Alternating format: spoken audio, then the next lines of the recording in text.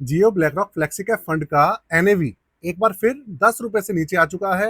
9 रुपए 50 पैसे के आसपास ये अभी के समय में ट्रेड कर रहा है। इस चीज को देखते हुए म्यूचुअल फंड हाउस ने एक बार फिर से इसके जो पोर्टफोलियो है उसके अंदर मेजर अपडेट्स करे हैं।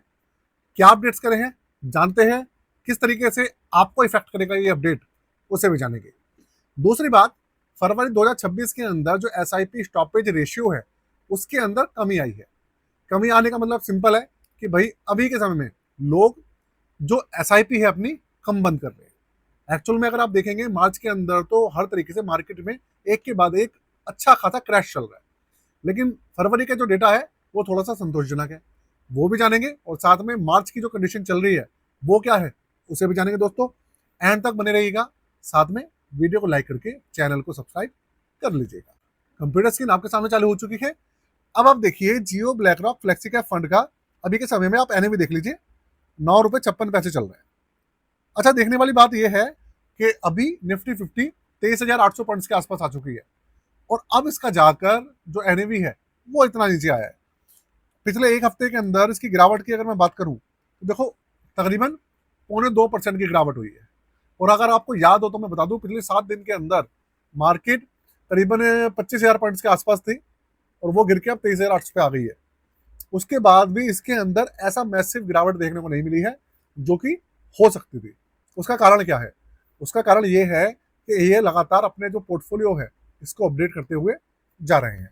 अब जियो ब्लैकरॉक म्यूचुअल फंड हाउस ने कुछ चेंज करा है कि टोटल इनके जो 18 स्टॉक्स हैं, 18-20 स्टॉक्स हैं, उनको इन्होंने चेंज करा है। किसी के अंदर जो टोटल इन्वेस्टमेंट है, उस जो शेयर्स की क्वांटिटी है वो बढ़ाई है, किसी के अंदर घटाई है, काफ़ी सारी चीज़ें करी है इनके फ्लेक्सी कैप फंड की। तो इन्होंने गुजरात गैस, स्विगी ऐसे स्टॉक्स हैं उनको ऐड करा है, उनके स्टॉक्स बढ़ाए हैं। और ये देखिए महानगर गैस है, इसको उठाकर बाहर कर दिया है।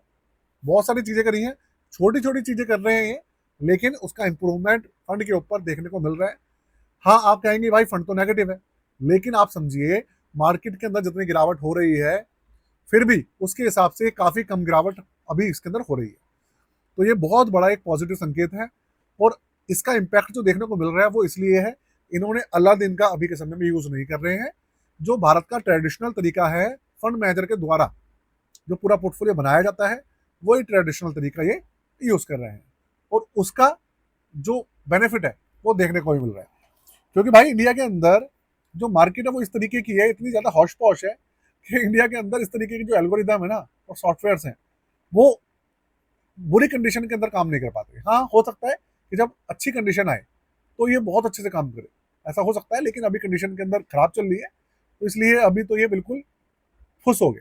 तो एसआईपी स्टॉपेज रेशियो है उसके अंदर आप देखेंगे थोड़ी सी बढ़त हो गई है, मतलब बिल्कुल 1% के आसपास। पहले कितनी थी ये?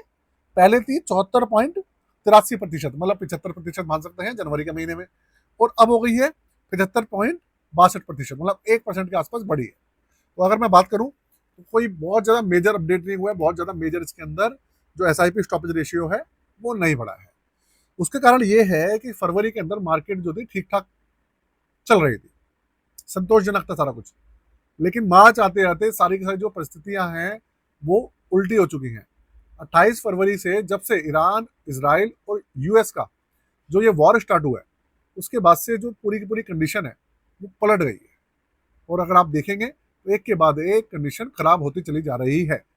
ये जो मार्च का आपके सामने पूरा का पूरा जो डेटा आएगा, अभी मार्च चल रहा है, मार्च का डेटा जब अप्रैल में आएगा तो आप देखेंगे आपको इस जो एसआईपी स्टॉपेज रेशियो है उसके अंदर अच्छी खासी तेजी देखने को मिलेगी। अब आपके दिमाग में एक क्वेश्चन आता होगा कि एसआईपी स्टॉपेज रेशियो एक्चुअल में होता क्या है? अगर 75% के आसपास दिख रहा है, क्या इसका मतलब ये है कि अगर आप मान लीजिए किसी ने 10 एसआईपी स्टार्ट करी थी तो उन 10 में से 7.5 लोग या 7 लोग एसआईपी बंद करके चले गए? नहीं, इसका मतलब ये नहीं है। अगर किसी ने 10 एसआईपी स्टार्ट करी थी तो एसआईपी स्टॉपेज का मतलब ये हो गया कि 7.5 लोगों ने बंद नहीं करी, इसका मतलब ये नहीं है।